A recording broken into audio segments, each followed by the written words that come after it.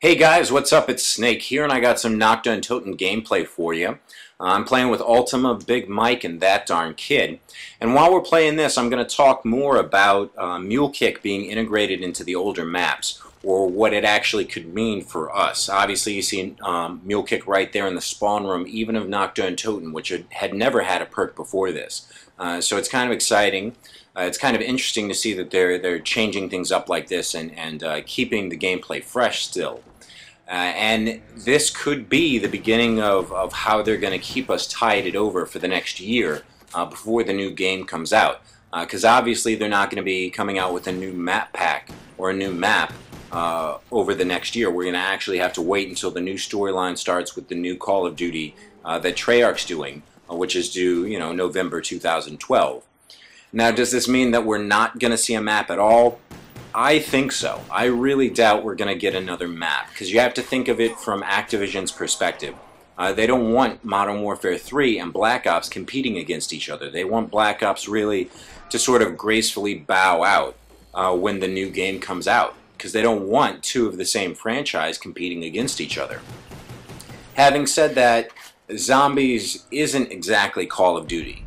It is in the sense that they use the same, the same engine and the same control scheme and all that stuff, but it really is a different game. It's got a different subculture attached to it, and so there's lots of people who love Zombies for what it is, separately from the Call of Duty series, and who will continue to play Black Ops specifically for Zombies.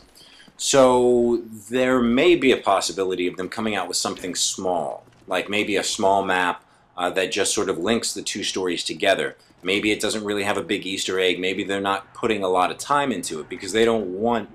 the more time they put into it, the larger the chance of them charging for it will be. And I think what's going to work best for them, if they do come out with a new map pack for us, a map pack to sort of bridge the gap between the two storylines, they would probably have to give it to us for free with Call of Duty Elite. Like, if you have Elite, you'll get it for free. It'll just be part of all the other DLC. And if you don't have Elite, for whatever reason, because honestly, Elite is well worth the money. I mean, if you're going to buy the DLC anyway, you're saving $10 just by getting Elite. So if you don't have Elite, though, maybe they might charge like $5 or something like that. I don't really see them putting in enough time to make this giant map with a big Easter egg and all this stuff hidden inside of it. Because like I said, the more they work on it, the bigger the chance is that they're going to charge for it.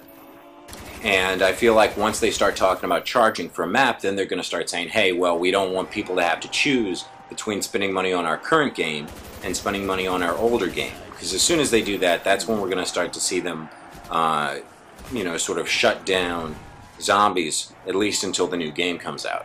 So I feel like what they're doing instead is they're coming out with little tiny ways to sort of change the maps that we already have to keep us playing and keep us looking, because we're always going to want to know when the next whatever they're going to do to the maps is. Right now they got Mule Kick. Maybe they're going to take it away and give us a different perk. Maybe they're going to leave it there, but they're going to do something else. And that's kind of what I wanted to talk about today too, like what different things they could be doing, what other things they could add to the maps that already exist to keep us interested in Zombies without coming out with a new map for us to spend money on. Because I'm sure a lot of you are going to go out and pay the $60 for Call of Duty Modern Warfare 3, and you're going to pay the $50 for Elite, or you're already planning to pay the $100 for the Hardened Edition, which comes with Elite built in. So obviously they want you to save money, you want you to save money, and these are kind of fun ideas, I think, that would keep us playing Zombies for the next year. One would be achievements. I think we should be getting more achievements to do. There's a whole bunch of old achievements from the World at War maps, like in Shinonuma you have to board 200 windows in a round, not a round, but in a, in one game, or you have to reach 250,000 points. Or there's one where you have to do the fly trap on Derice, all these little things that they could bring back. Because these are all achievements that were part of the World at War game, but when they gave us the old maps on Black Ops, they didn't give the achievements in too, so you can't go back and do the achievements anymore. So they got a bunch of old achievements they could do, but they could also come out with new ones. I don't know if there's a way to track exactly which guns you pack-a-punch, but maybe there could be an achievement to pack-a-punch every single weapon. Obviously, you couldn't do it in one game. Well, maybe you could. I don't know. There's a lot of weapons, and 5,000 points per weapon, it gets kind of expensive. Or they could do one where like passing level 10 or passing level 10 or passing level 20, something like that, but on every single map.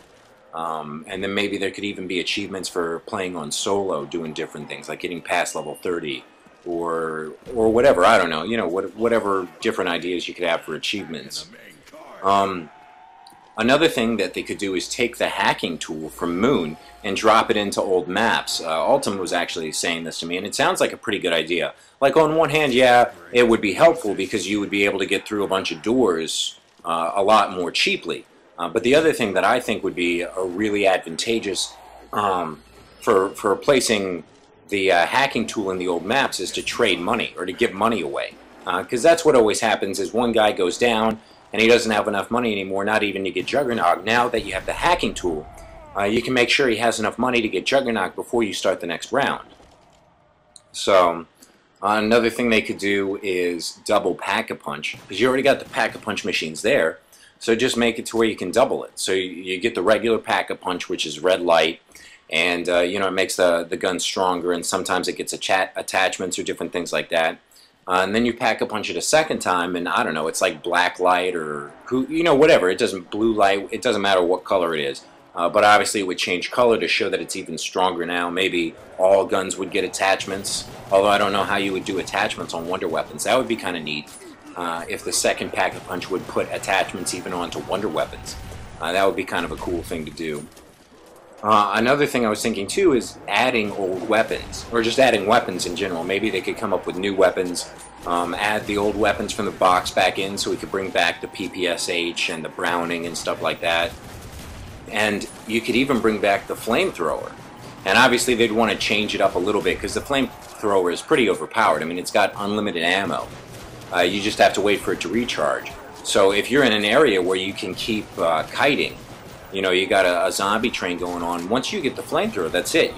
You'll never die at that point. It gets kind of boring, but at the same time, it's like it's a little too overpowered. So you could make the flamethrower like another wonder weapon. So it works similarly to the flamethrower attachment in multiplayer, where you have the fuel tank things. And each fuel tank, you got like 18 of them or whatever. So you have the same amount of fuel tanks as you do shots for the Wonder Waff.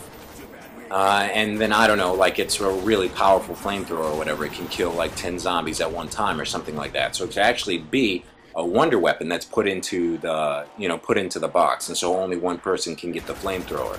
And they could add that into the old maps, into the new ones, or whatever. I think that'd be a really cool idea. And then my last idea, as far as different things that they can do to sort of keep it fresh without having to make a whole new map. And this one is actually specifically for Nocturne Totem, just because there's not a lot of space to put other perks. Although it would be neat to have other perks put into this map, I think the best idea is to put all of them in. And there's not space to put all 8 perks inside of Nocturne Totem. So what you do instead is this. Where they have Mule Kick, that's where the perk is. But every round, it changes. It switches to a new perk every single round. So once you hit round 8, it's been each of the different perks. But it's always random, whichever one it starts out as. So you prefer it not to be Juggernaut right away, because that means you'll have to wait all the way until round 9 to pick up Juggernaut, because there's no way you have 2,500 points before the end of round 1. So and it just cycles through. So you gotta wait and kind of get lucky, because it could go through 3 or 4 crappy perks when you really need it to be a good perk. When you really need to get Juggernaut, you're sitting there waiting for it to cycle through Double Tap and Deadshot and stuff like that. So I don't know. That's just kind of, I don't know, I think that's kind of a good idea. I don't know, what do you guys think? What would be neat ideas for you to put stuff into the box or add stuff on the wall, maybe bring the Bowie knife into some of the older maps, so you would have to think of a new weapon for the Japanese camp, because you can't have a Bowie knife and you can't have a sickle because it's in Vietnam somewhere, and it's a Japanese camp too, so it'd probably be a Japanese weapon. But anyway, what other ideas do you have? Stuff to put on the wall, stuff to put in the box, or different perk ideas, or things to change around. to kind of keep these maps fresh still while we wait for the next game to come out all the way in next year. So anyway, that's going to be it for me, guys. I hope you enjoyed this video and enjoyed some of the gameplay. But until next time, peace out.